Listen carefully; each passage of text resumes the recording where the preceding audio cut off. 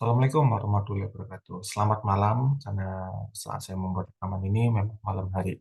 Tapi kan yang namanya pemanfaatan teknologi bisa dipakai rekamannya di siang hari. Jadi mungkin aja kawan-kawan nanti menyetel rekamannya pada saat siang hari atau mungkin sore, ya sesuka kawan-kawan lah, sesuai dengan agenda kawan-kawan. Ya, itulah contoh pemanfaatan teknologi bisa dimanfaatkan sesuai kebutuhan. Nah, oke, jadi yang akan kita bahas pada rekaman ini adalah tugas literatur review. Boleh jadi kawan-kawan oleh calon dosen pembimbingnya dapat pengarahan mengenai cara mengerjakan tugas literatur review, tapi mungkin juga tidak. Prinsipnya dijelaskan atau tidak sebagai dosen kelas yang membantu menjelaskan. Nah, pernah lihat ini kan yang ada di layar ya. Ini adalah penampakan dari aplikasi Zipro. Jadi kita berangkat dari aplikasi Zipro, gitu kan? Nah, nanti kawan-kawan bisa pilih ada menu yang namanya unduh dokumen. Ya, di menu unduh dokumen, nanti kawan-kawan bisa melihat petunjuk tugas literatur review. Oke, silakan diklik. Ya, nanti kawan-kawan prinsip yang paling pertama adalah membaca. Jadi jangan langsung dibuk-dibuk mengerjakan, pelajari dulu ini tugasnya ngapain sih. Nah, jadi di sini sudah dijelaskan template tugas. Jadi ada templatenya. Jadi jangan ngasal-ngasal ya bikin sesuka hati ya. Tapi sudah ada templatenya, monggo silakan dimanfaatkan. Nah, nanti di sini nama, NIM sama kelas proposal tidak usah dijelaskan ya. Penjelasan pertama terkait penilaiannya. Jadi ini dibantu oleh yang bikin aplikasi yaitu Pak Isman Kurniawan. Ini udah ada penjelasannya. Komposisi tugasnya dapat dari mana? 10% kawan-kawan sudah bisa memunculkan artikel yang dibagi, maksud artikel yang kawan-kawan eh, gunakan sebagai rujukan tugas literatur review itu dapat 10 poin. Kawan-kawan mengerjakan melengkapi isi bagian perumusan masalah dapat 10 poin. Kawan-kawan menuliskan ide pokok atau tujuan dari artikel yang kawan-kawan rujuk dapat 10 poin. Nah, kawan-kawan menuliskan metode atau algoritmanya 10 poin. Nah, kawan-kawan mampu menceritakan kelebihan maupun kekurangan di setiap artikel yang kawan-kawan rujuk.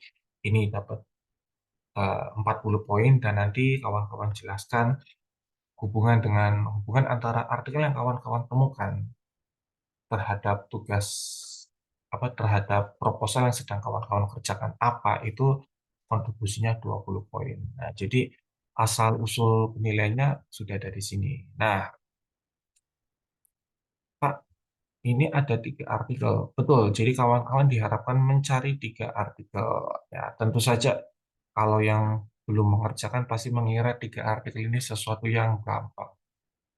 Nah, CMN cuma 3 artikel, saya pengen 10. Nah, nanti dulu nih, ini pengalaman kebetulan dari pagi habis konsolidasi di internal kawan-kawan yang eh, kelompok yang calon seperbimbingan saya, mereka untuk bisa dapat satu aja tuh sampai setengah jam lebih loh. Ya rata-rata sih, ada juga yang rezeki enak soleh 10 menit ketemu. Nah, itu sebagai gambaran 3 aja itu untuk topik tertentu mungkin mudah, tapi 3 artikel untuk topik tertentu lainnya mungkin butuh waktu sampai seharian. Jadi jangan meremehkan angka 3 ini. Nah, kawan-kawan, kita tutup mata dulu dengan kolom rumusan masalah sampai dengan relasi. Kita fokus dulu untuk dapat 10 poin untuk mencari yang ini nih ya. Jadi untuk bisa mencari ada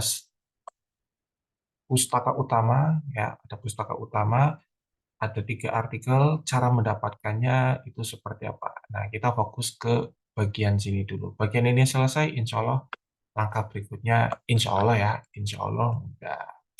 Nah, tapi sebelum lebih lanjut, saya ceritakan dahulu yang namanya bab 2. Jadi biar tidak bingung, Pak, nanti proposalnya tinggal dimasukkan hasil literatur review ini, jawabannya nanti dulu pelan-pelan. Nah, jadi gini, yang namanya bab 2 literatur review, atau kalau mau menggunakan bahasa Indonesia ya kajian pustaka, ada juga menuliskannya kajian literatur, karena literatur dan bahasa Indonesia, ada juga menggunakan istilahnya studi pustaka. Intinya ya kita menceritakan teori terkait dan juga penelitian terkait. Nah, ada banyak cara mengerjakan, ya bisa dibilang tanda kutip mazhab cara mengerjakan bab 2. Tapi saya ambil yang paling lazim. Jadi bab 2 itu lazimnya terdiri dari dua subbab utama. Oke. Ada juga yang menggunakannya tiga subbab utama. Kita mulai dari teori yang dua sub dua subbab utama. Yang pertama itu adalah teori dasar. Jadi 2.1 itu teori dasar. Nah, nanti 2.1 teori dasar nanti diisi 211. Nah, teori satu. Nah, nanti bla bla bla. Nah, nanti lanjut 212 Eurosableng. Kan 212 teori yang kedua itu apa? Jelaskan bla bla bla.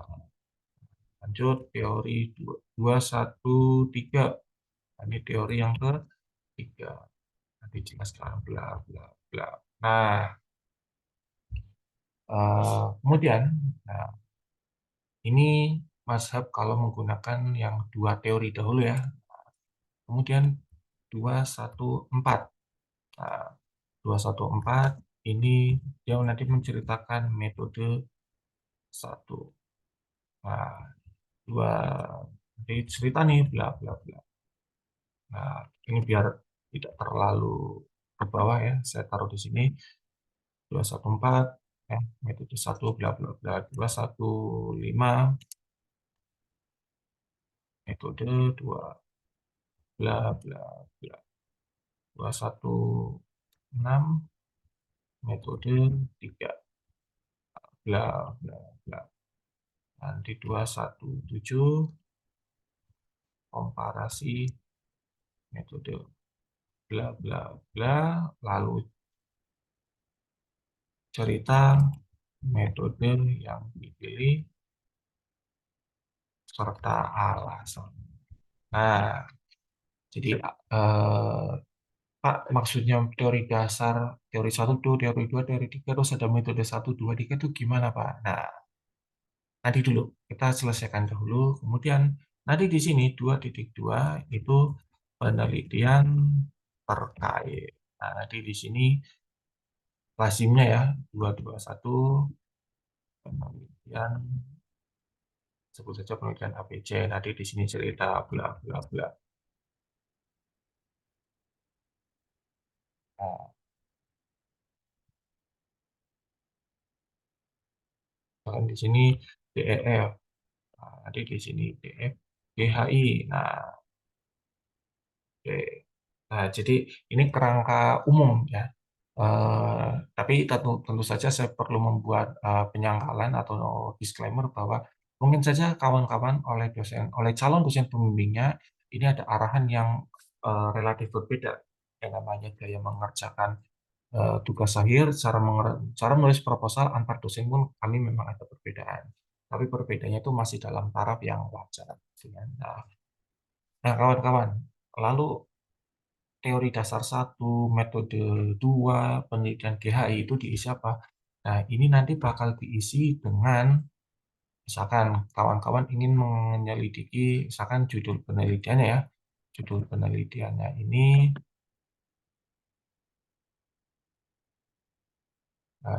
misalkan kawan-kawan ingin evaluasi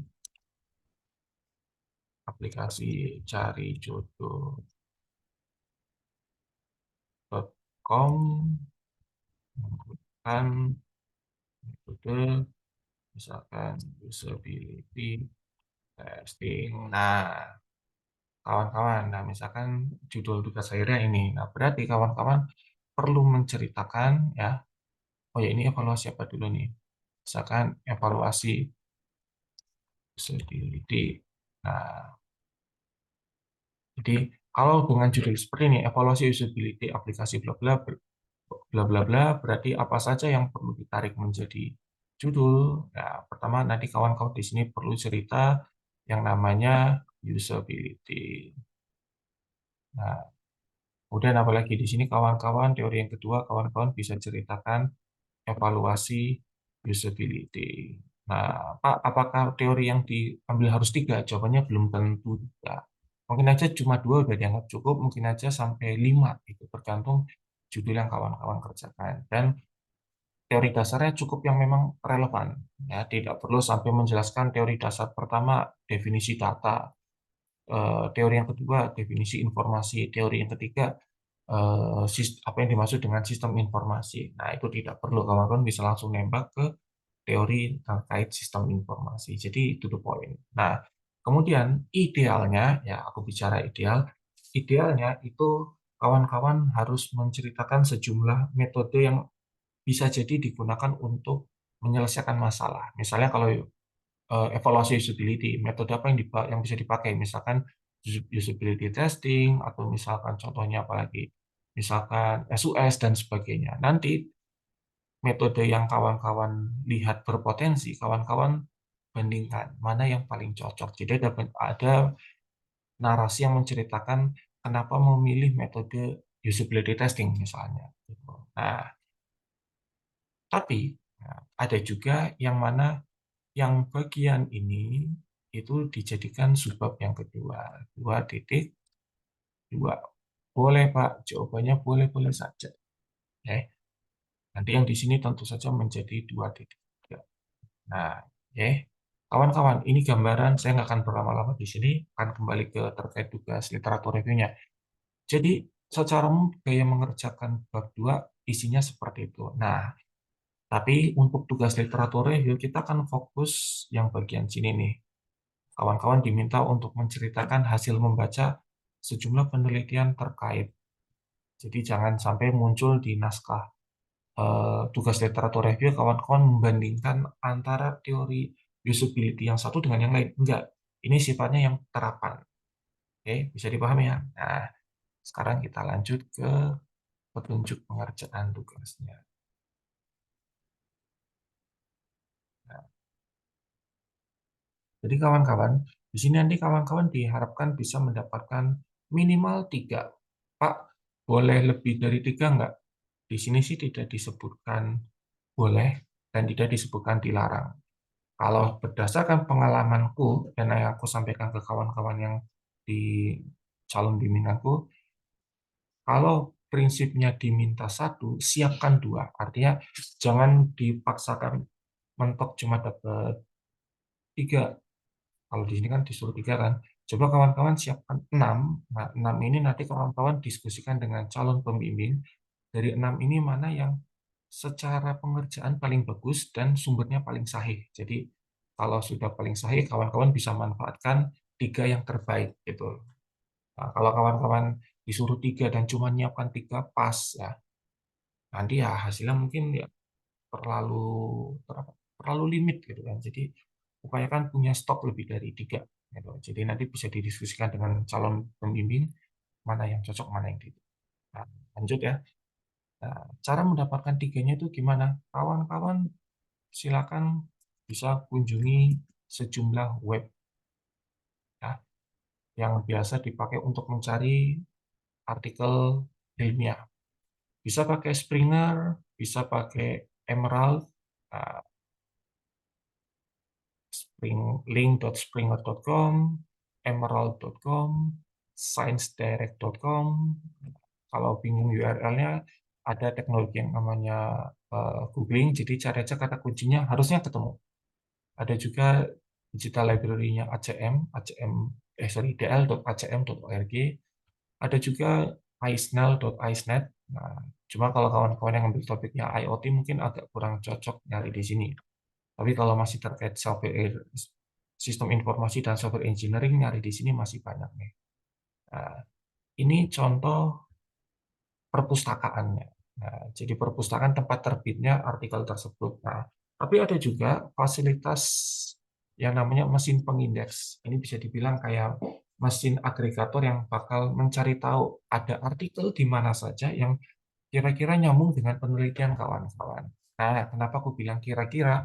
Karena mereka mencarinya itu query yang mereka pakai itu sesuai dengan kata yang kawan-kawan sebutkan. Jadi kalau kawan-kawan memasukkan contoh misalkan software testing. Kalau query kalian cuma nyari software testing, boleh jadi artikel yang ketemu itu dalam sebuah artikel ada kata-kata software dan ada kata-kata testing.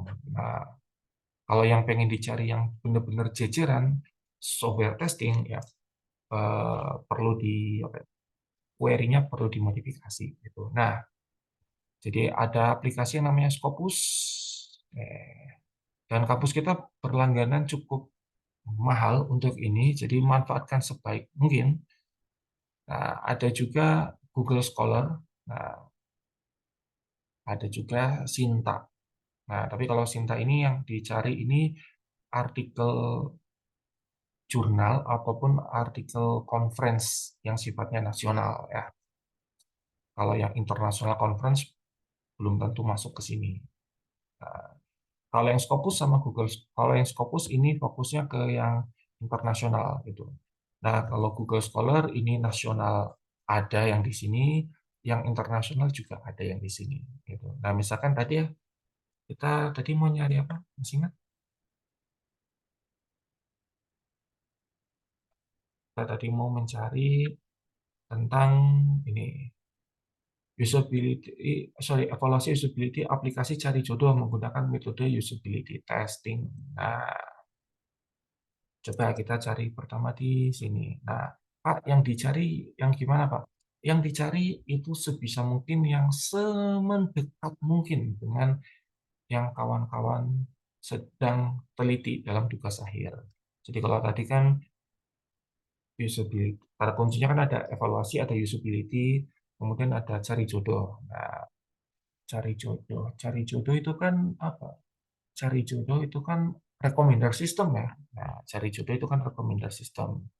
Berarti kawan-kawan bisa menggunakan kata kuncinya usability evaluation, nah, evaluation, kemudian recommender system.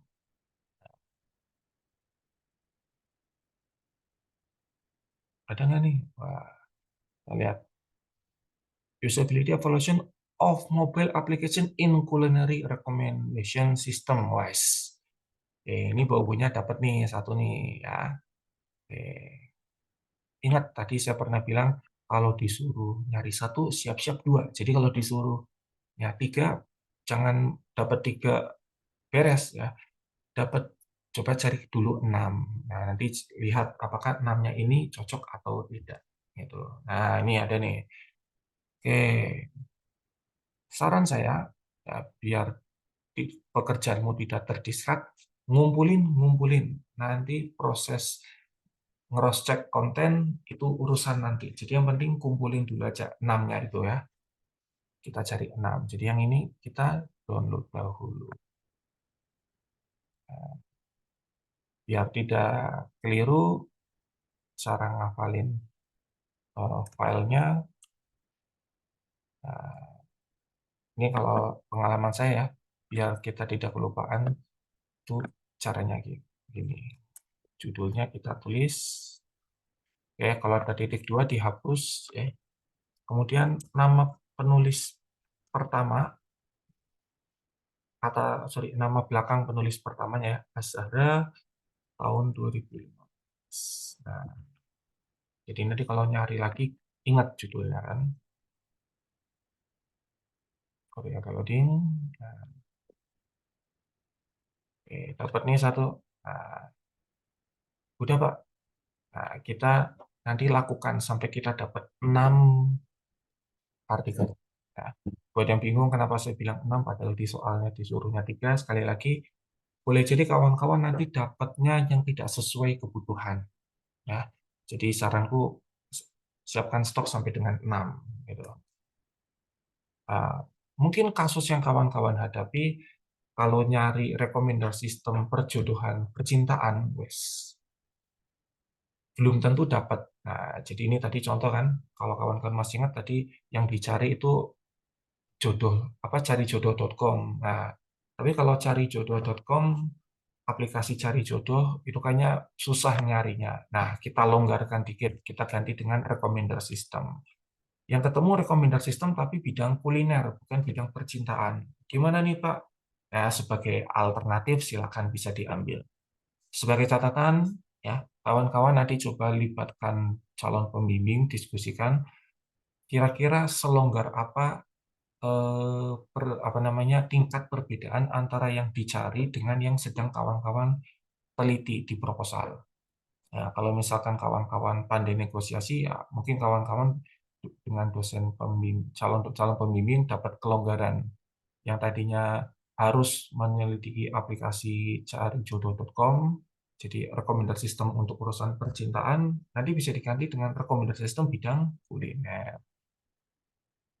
Kemudian apa lagi? Rekomendasi sistem apa lagi nih yang ada di sini? Nah, ini rekomendasi sistem bidang apa nih? Mobile tourism tentang pariwisata nih. Sepertinya menarik. Nah, bisa kita istilah apa ya? Kita prospek. Nah, eh, nah, nanti ini bisa kawan-kawan bidik. Nah, tapi sebelum lebih lanjut, aku ingin mengingatkan bahwa beberapa dosen itu termasuk saya ya, itu sangat mengharapkan kawan-kawan mencari artikel yang se apa ya, yang kekinian gitu. Kalau dalam bidang komputer definisi kekinian itu kalau udah lewat lebih dari 5 tahun itu kemungkinan besar sudah ada artikel yang lebih baru. Jadi kalau kita hitung ya 2023, 2023, 2024, 2021, 2020, 2019. Jadi kalau bisa kita cari 2019 ke sini gitu kan. Jadi ini artikel tahun 2012 baiknya sih jangan yang ini. Tapi Pak, nggak ketemu lagi. Ya, silakan bisa diskusikan dengan calon pembimbing. Kira-kira kalau nggak ada lagi, gimana nih Pak? 2012 masih boleh nggak? Atau kata kuncinya yang dimainkan? Gitu. Kalau di Google Scholar bisa kawan-kawan ada fitur ini sejak 2019. Nah, set. Oke.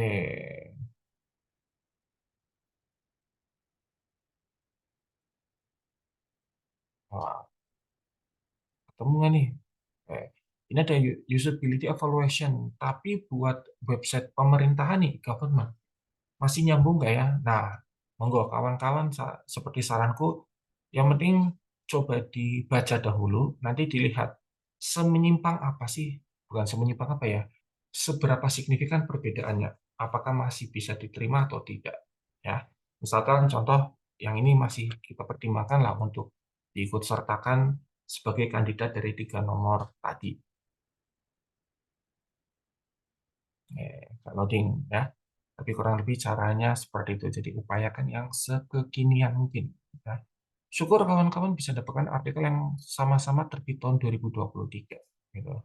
Nanti kalau kawan-kawan nanya, Pak, emang manfaatnya apa sih Pak nyari artikel-artikel seperti ini? Kawan-kawan harusnya dengan mengumpulkan artikel yang sejenis, kawan-kawan bisa tahu kira-kira standarnya orang kalau dalam penelitian tersebut seperti apa sih? Contohnya kalau topik UI UX gitu kan.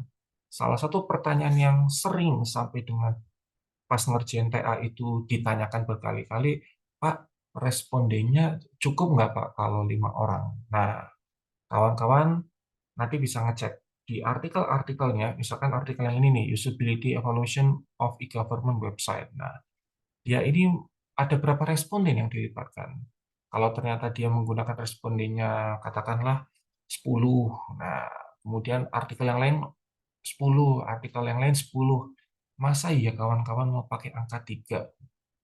Kayaknya agak menjatuhkan pasaran gitu ya. Jadi gunakan ya argumentasi yang paling nggak mengikuti standar artikel-artikel yang kawan-kawan jadikan sebagai referensi dalam literatur review.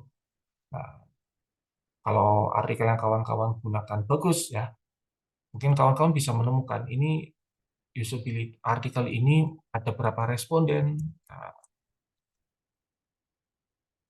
Nah, misalkan menggunakan ada 7 responden, nanti kawan-kawan bisa mengecek dasarnya dia menggunakan dalil 7 responden itu dari mana itu. Jangan-jangan ternyata dia respondennya ada puluhan. Nah, kalau responnya ada puluhan, itu sudah bisa ditebak kemungkinan dia menggunakannya kuantitatif. Jadi ada perhitungan pakai angka. Tapi kalau ternyata respondennya hanya ada di angka satuan, bahkan sampai belasan, kemungkinan metode yang digunakan pendekatan yang dipakai pendekatan yang sifatnya kualitatif. Jadi kawan-kawan nanti bisa ngecek alasannya memilih apa. Nanti kawan kan bisa tanda kutip nyontek gitu kan. Oh, ternyata dalil yang dipakai ini. Kayaknya dalilnya masuk akal. Kawan-kawan baca dalilnya ya, jangan cuma asal kutip. Kawan-kawan baca nanti dari situ bisa jadi patokan penelitian kawan-kawan harusnya respondennya ada berapa gitu. Nah, katakanlah kita mau ngambil artikel yang ini. Kita simpan. Ya. Nah, kita asumsikan kawan-kawan sudah mendapatkan 3 artikel, harusnya lebih ya. Kalau saran saya kalau disuruhnya 3, siap-siap 6 gitu. Pak, boleh nyiapin sampai 10? Ya, boleh lah. Nah, nanti kawan-kawan di tabelnya ini kawan-kawan kalau sudah dapatkan lebih dari 3 kandidat tersebut, kawan-kawan mulai untuk melengkapi tabel ini. Dengan cara apa? Dengan cara BACA. Nah, jadi harus dibaca tuh artikelnya. Nah, Pak, boleh nggak pakai AI, Pak, untuk bantu membacakan isi artikel? Nah, kalau saran saya sih, apapun pekerjaannya, kalau itu adalah pekerjaan utama, ya lakukan oleh dirimu sendiri. Dan kalaupun dibantu AI, dirimu harus bisa bertanggung jawab atas yang AI kerjakan. Aplikasi software berbasis AI itu kan ada kemungkinan mengalami kesalahan, kekeliruan. Nah, ya dirimu harus mau tanggung jawab gitu. Ya, kita kembali ke sini. Nah, ini contoh artikelnya. Nah, sekarang sekarang kita latihan cara melengkapi eh, komponen-komponen tadi, isi tabel tadi. Nah, kita cari. Pertama kan dicari tahu eh, masalahnya apa kan? Nah, masalahnya apa? Oke. Jadi di sini rumusan masalah. Jadi inti masalahnya itu apa? Nah, inti masalahnya coba kita cari tahu. Nah, kalau kawan-kawan rezeki anak soleh, rezeki anak soleh dalam arti yang bikin artikelnya ini memang pandai bikin abstrak yang bagus, sejatinya yang namanya rumusan masalah sampai metode atau algoritma itu semua jawabannya sudah ada di abstrak. Nah, kalau yang bikin artikelnya tanda kutip ngerjainnya bagus gitu kan. Nah, harusnya abstrak yang bagus itu kan menceritakan masalah penelitiannya apa, masalah yang melatar belakangi penelitiannya apa, terus tujuan penelitiannya apa, kemudian metode yang dipakai apa. Nah, misalkan yang ini nih. Nah, ternyata kalau kita lihat inti masalah yang diangkat dalam penelitian ini adalah, kita baca dulu bahasa Indonesia nih. Di dalam era TIK, proyek e-government menghadirkan kesempatan yang besar bagi pemerintah untuk menawarkan layanan yang lebih baik dan lebih cepat kepada pengguna, maksudnya pengguna mereka ini pengguna layanan mereka yang berasal dari masyarakat. Akan tetapi, keberhasilan dan kegagalan proyek-proyek tersebut untuk mencapai tujuan yang diharapkan bergantung, bergantung dengan berat, ya, sangat bergantung erat pada aspek-aspek penting, yaitu usability website. Nah, penelitian ini penelitian ini bermaksud untuk mengevaluasi usability dari website-website e-government saat ini di Taiwan. Hasilnya menunjukkan bahwa eh, masalah usability sudah ditemukan pada website-website e-government yang menjadi target. Temuan-temuan ini dapat membantu desainer mengidentifikasi kebutuhan usability dari pengguna dan dan menarik perhatian secara khusus mereka untuk mengembangkan lebih jauh usability aplikasi e-government yang lebih yang lebih bisa digunakan. Nah, dari sepanjang tadi kan inti masalahnya adalah yang pertama keberhasilan dan kegagalan proyek proyek proyek tersebut untuk mencapai tujuan ini sangat bergantung pada aspek dalam hal ini usability. Nah, ini kita tandai. Nah, tandainya dengan cara apa? Semacam, misalkan mau di stabilo, boleh. Ini lagi loading. Nah, di stabilo warna biru. Nah, jangan lupa dikasih keterangan. Nah, ini apa tadi? Ini misalkan eh, rumusan masa. Gede banget ya. Pilihin. Nah, jadi jangan langsung masuk di Excel-nya, tapi dicoret-coret dahulu. Ya, nah ini rumusan masalah. Nah, kemudian habis itu apa? Kolom berikutnya itu kan tujuan. Nah, tujuan atau ide pokok. Nah, tujuan itu tanda-tandanya nih kalau dalam abstrak yang bagus itu ada kata-kata aim ya, aim, purpose sama intent. Nah, atau kalau enggak ya ada kata-kata for atau ya ada kata-kata yang maksudnya itu tujuannya lah gitu kan. Nah, intent itu kan artinya bermaksud. Nah, bermaksud dengan tujuan itu kurang lebih maknanya sama. Jadi di study intends to evaluate bla bla bla bla. Nah, ini kita kasih warna apa?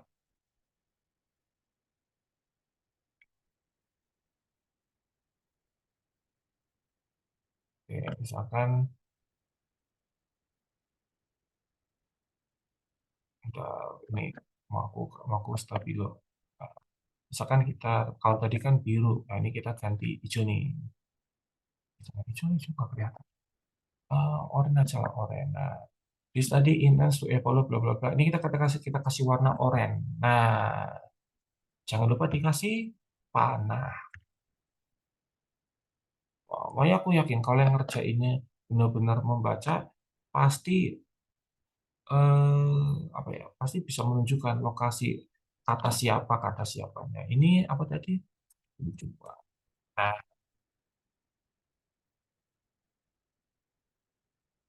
kemudian habis tujuan apa? Tujuan eh, metode atau algoritma. Nah, ini sayangnya di artikel yang kita dapatkan tadi dia nggak cerita di abstrak. Toto keluar hasil kan nggak bisa gitu. Nah, tenang, tidak otomatis kiamat hanya gara-gara tidak ketemu bagian metode atau algoritma yang dipakai. Kita cari. Biasanya kalau kawan-kawan yang sudah pernah baca artikel ilmiah seperti ini pasti hafal bahwa yang namanya metode itu pasti setelah literatur review sebelum hasil. Jadi kita cari aja. Nah, cari. Nah, ini metodologi. Nah, nanti kawan-kawan di sini kumpulkan. Yang dipakai apa? Ini kalau kawan-kawan lihat dengan cermat, kata-kata yang digunakan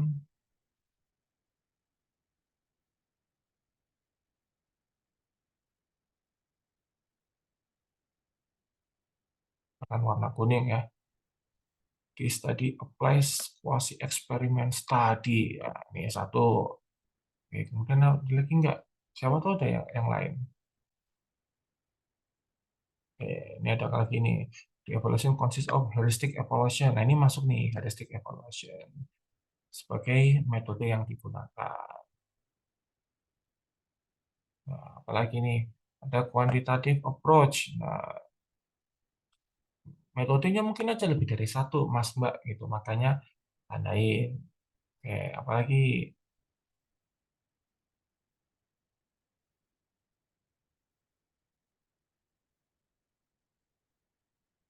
oke. Hmm.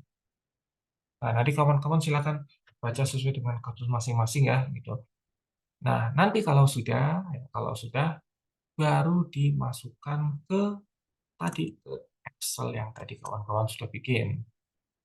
Rumusan masalahnya, tujuan sama ide pokok. Nah, kalau kawan-kawan mencari artikelnya sudah betul, ngisi rumusan masalah, tujuan sama metode atau algoritma sudah betul, nilai 40 tuh sudah di tangan, udah nyaman tuh hidup. Nah, walaupun ya belum selesai ya, dapat 40 poin.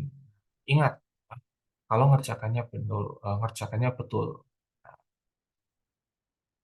Tapi mungkin aja kawan-kawan, eh, saranku jangan mengerjakan tugasnya injury time, kawan-kawan kerjakan dan kawan-kawan coba diskusikan dengan calon pembimbing. Siapa tahu calon pembimbing punya preferensi lain dalam hal mengerjakan. Contoh misalkan terkait metode atau algoritma. Boleh jadi calon pembimbing kawan-kawan ini merasa bahwa tidak cukup hanya menceritakan kalau yang evaluasi UI UX ya, hanya menceritakan pakai usability testing.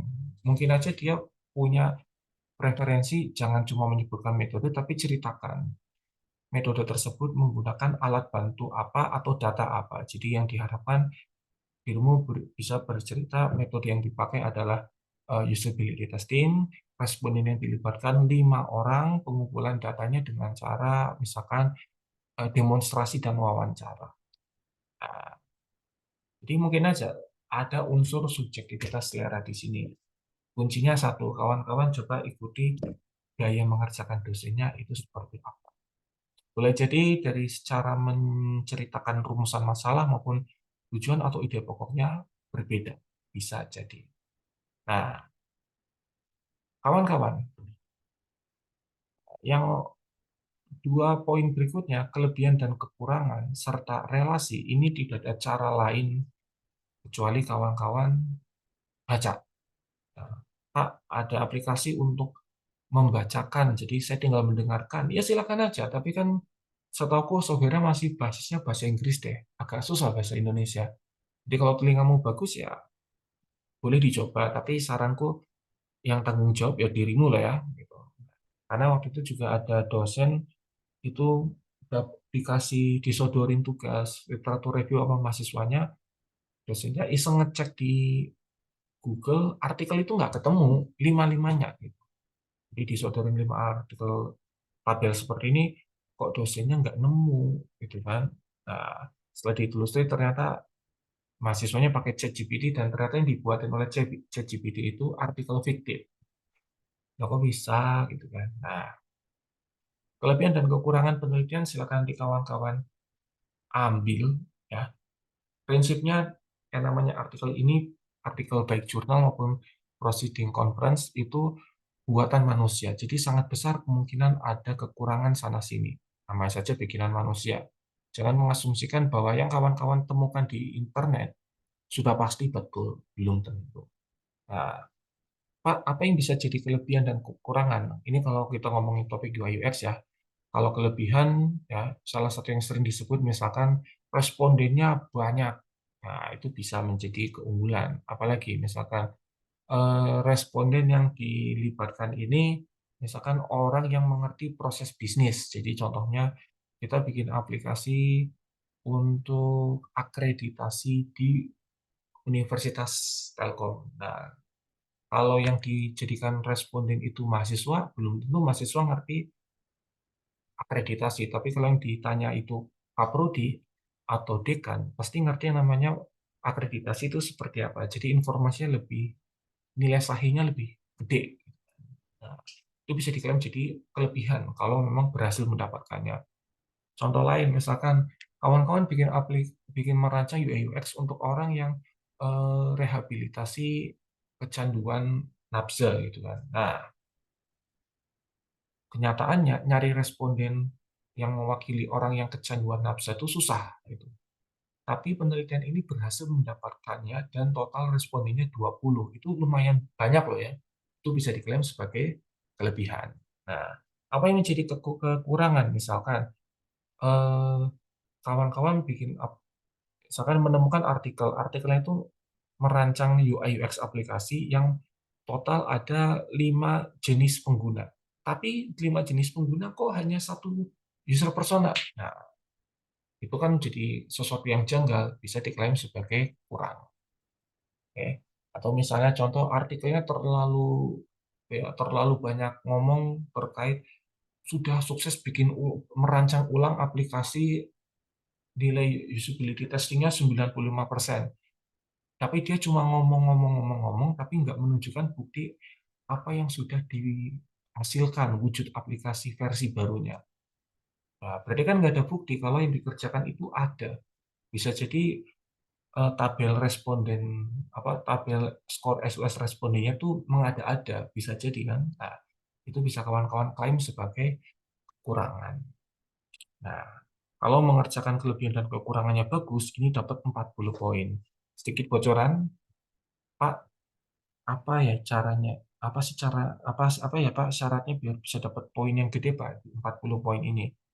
Kawan-kawan ceritakan kelebihan dan kekurangannya yang signifikan. Nah, kalau hanya sekadar istilah asingnya tidak dimiringkan, gitu kan, ada typo, yaitu kekurangan yang sifatnya minor, gitu.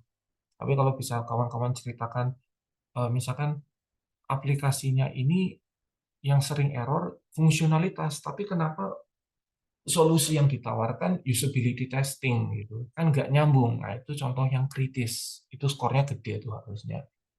Lalu relasi dengan topik tugas akhir. Jadi gini, penelitiannya itu apa yang bisa kawan-kawan tindak lanjuti berdasarkan penelitian tersebut. Misalkan penelitian yang kawan-kawan acu ya, misalkan yang tadi, nah penelitian ini eh, menelitinya itu e-government. Nah, memang ada kemiripan sama-sama usability evaluation gitu, tapi penelitiannya dia itu memiliki perbedaan di mana dibandingkan penelitianmu. Nah, itu bisa diceritakan. Gitu. Jadi bisa dirimu ceritakan apa yang jadi kemiripan maupun kekurangan. Bisa juga dirimu ceritakan apa yang bisa dirimu manfaatkan dari selesai membaca artikel ini. Misalkan artikel ini ngomongin bahwa syarat melakukan usability testing itu kita libatkan responden yang sama sebagaimana kita mintai informasi apa yang jadi kebutuhan. Nah, itu bisa tuh dirimu klaim sebagai pelajaran untuk mengerjakan tugas akhirmu. Jadi dimasukkan di dalam relasi dengan topik data. Itu juga bisa. Nah, nanti kawan-kawan, nah, kalau saranku nanti di sini jangan lupa bisa dirimu pasang hyperlink, nah, hyperlink.pdf yang sudah dirimu coret-coretin. Jadi untuk menunjukkan ke calon pembimbing, dirimu tuh nggak mengada-ngada, dirimu tuh sudah membaca loh ya. Dari hasil membaca, coret-coretan mana yang dirimu anggap sebagai keunggulan, mana yang dirimu anggap sebagai metode, itu bakal terlihat jelas. Nah, nanti di Word-nya gimana Pak? Kan ngerjakannya di Word kan? Nah, kan template-nya itu sudah dalam Word. Nanti silakan diisi.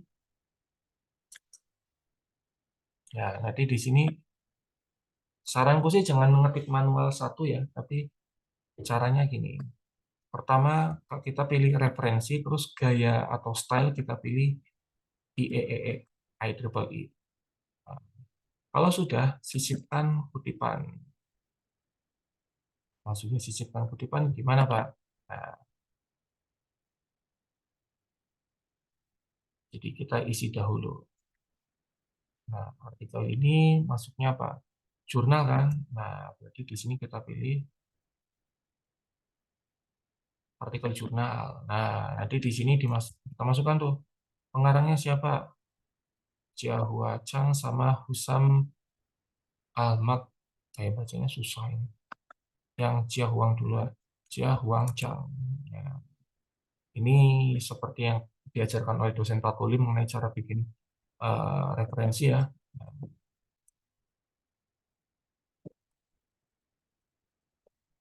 kemudian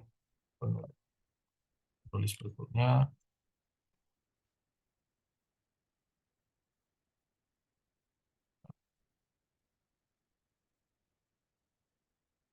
tadi judul dan seterusnya silakan dilengkapi.